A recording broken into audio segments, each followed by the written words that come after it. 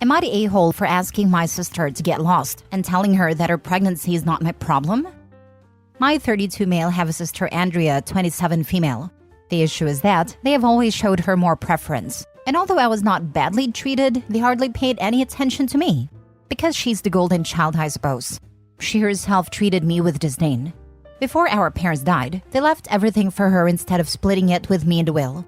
I knew that she herself had been behind this.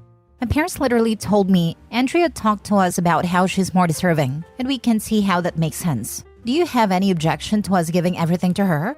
After all, you're older and should be more understanding, etc. I was disappointed, but just told them that I don't care and did not argue. That was a while ago.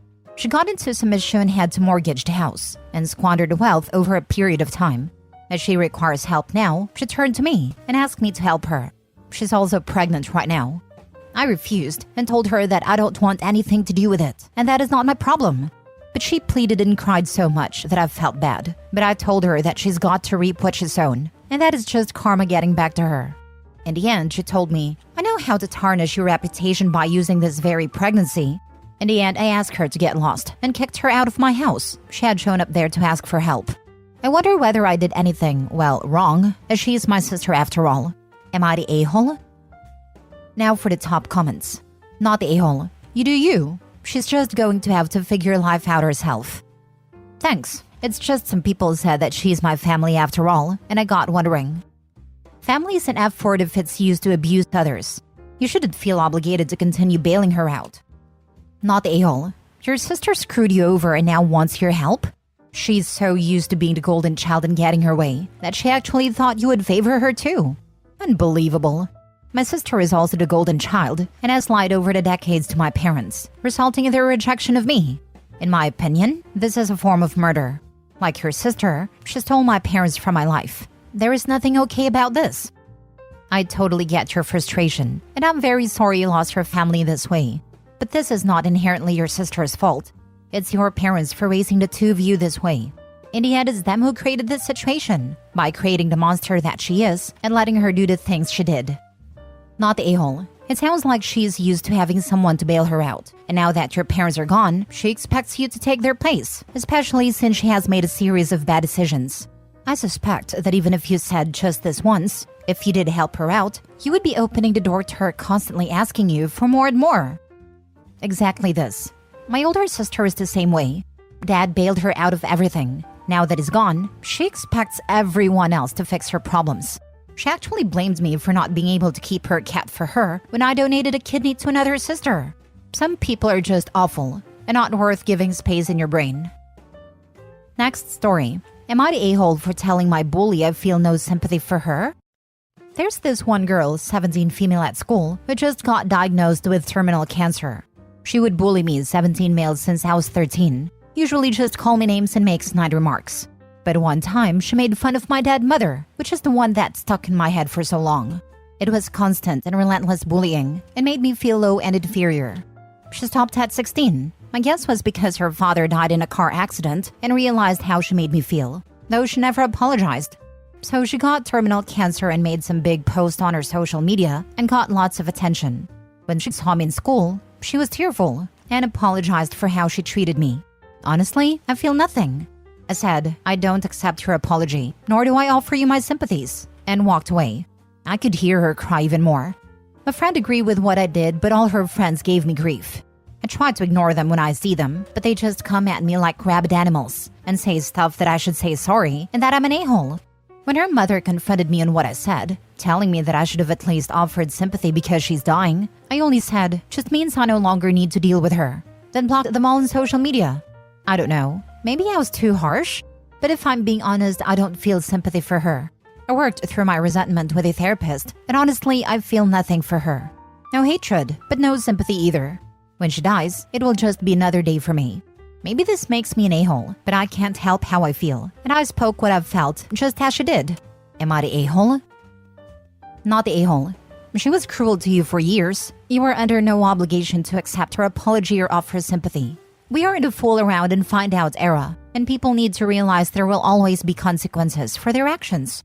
Also, all these people giving YTA votes for what you said to her mother, which isn't even what you're asking judgment for, are wrong. This woman is also bullying you. Obviously, her daughter learned this behavior from somewhere, and I'm gonna say it was probably from mom.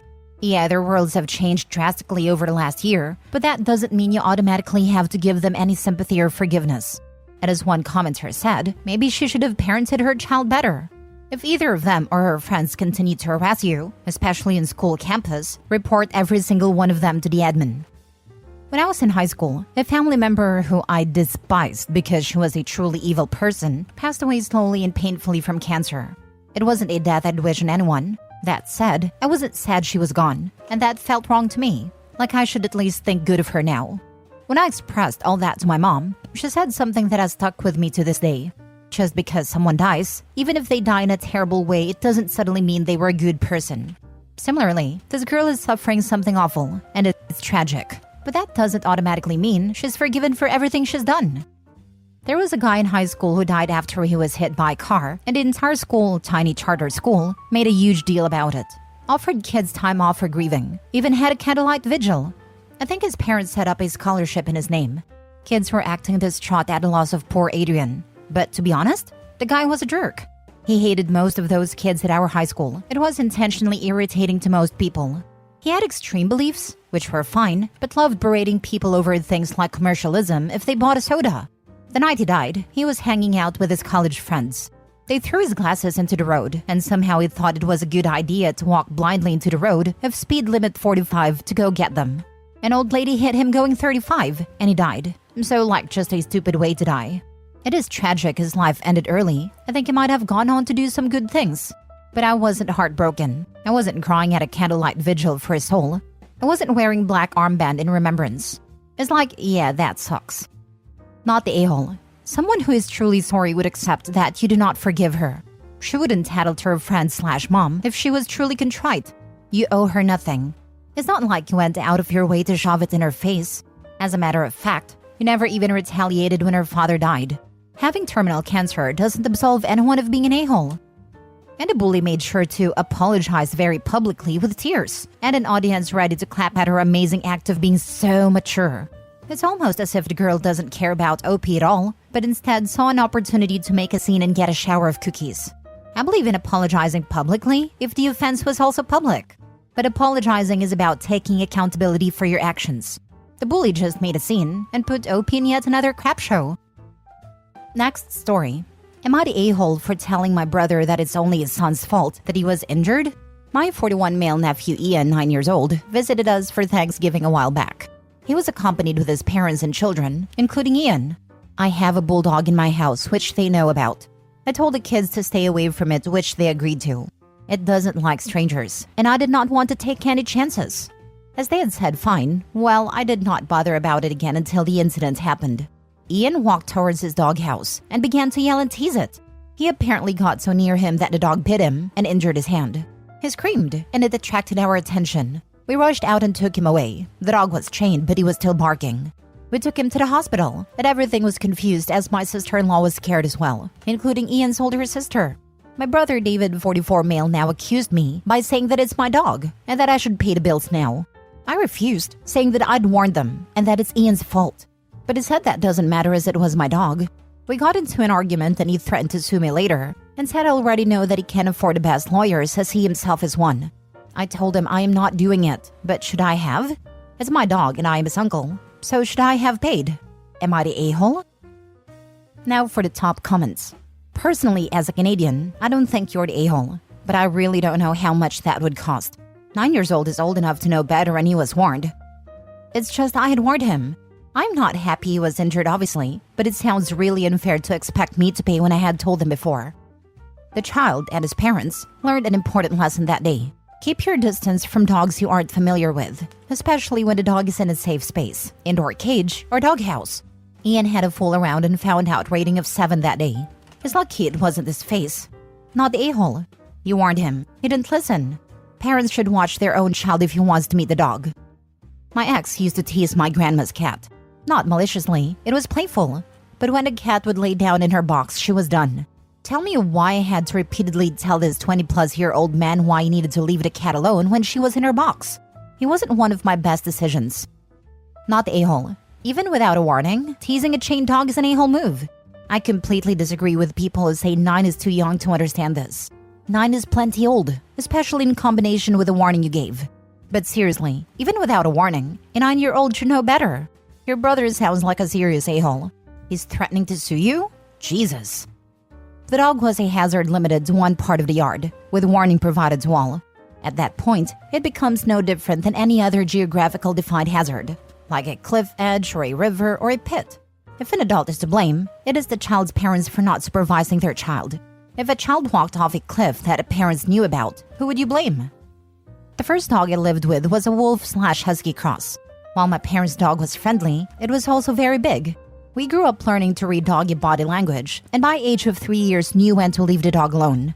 We were also explicitly told by my parents' friends when to stay away from their dogs. Had we been bit, none of the dogs would have been blamed.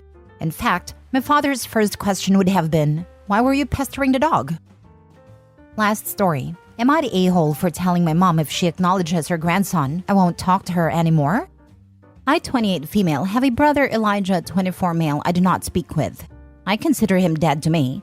He molested my sister, has allegedly violated multiple women, and went to jail for a vague child exploitation charge, which we all presume is kiddie porn, since he's been caught multiple times talking to minors. My parents still talk to him for some ungodly reason. Last night, my father called me to say, "You're an aunt." When pressed, he said Elijah has a 1-year-old they just got the paternity tests back from. I said, "Then no the heck I'm not." Dad pressed, and I responded more firmly, "No, I am not an aunt." My parents know my sister Ruth, 21 female, and I do not have a relationship with this man, and actively hate him. My other sister has a very distant follow on Instagram kind of relationship with him. My mom got into a fight with Ruth, who called me in hysterics, because she and my other sister weren't excited about this baby. Elijah has admittedly beaten me to everything. He got a car first, that my parents paid for. He got married and divorced first, among other things. He has gleefully made a point to beat me to life milestones. I'm engaged and planning on having children a year or so from now, and I've always wanted to have the first grandchild. That is where I think I might be the a-hole. Perhaps my judgment is clouded with bitterness. I told my mother if she acknowledges this baby as her grandchild, I will no longer have a relationship with her, and my children will not have a relationship with her. To me, I can pretend she doesn't still have a relationship with Elijah if it's behind closed doors and she keeps her mouth shut about it. But if she allows this child to come and go in her life, she is openly recognizing her relationship with Elijah, and I can't forgive that. I am too protective of Ruth, and I feel like she's choosing this evil man over her other 4 children, one of which is still a minor. My fiancé and I have made it very clear in the past that Elijah will come nowhere near our family. And if she acknowledges his son, she is letting him into her life openly, and we cannot tolerate that. It is both a protection of our future children and a respect for Ruth. I am tired of thinking about my mother's feelings first, but always letting her get her way. I am putting my foot down on this. Am I the a-hole? Edit. It's not even about the baby. It is about allowing Elijah another foothold back into this family. My family has a tendency to forget all past crimes once a cute baby is around. Elijah will be allowed to slip back into our lives, endangering my minor sibling and all children my siblings and I have. Yes, I'm horrible for harboring resentment against an innocent baby. But it's not even about the baby. I cannot and will not allow my sibling to be hurt, or have Ruth be subject to my parents' indifference to her pain.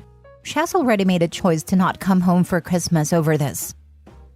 I would actually start by calling CPS and telling them your monster of a brother had a child, and you fear for the safety of the child. That kid is not at fault and should have nothing to do with it. Your goal should be getting that kid away from his dad and making sure baby mama knows what kind of person your brother is. You should bond with that kid just to make sure it's safe and okay. That doesn't mean you have any interaction with your brother. My brother violated me as well. He had a daughter. I reported him and told his wife and called CPS. The courts forced his rights to be removed and out a lifelong protection order. His daughter will never be forced to deal with him. It wasn't a quick process to get his rights removed.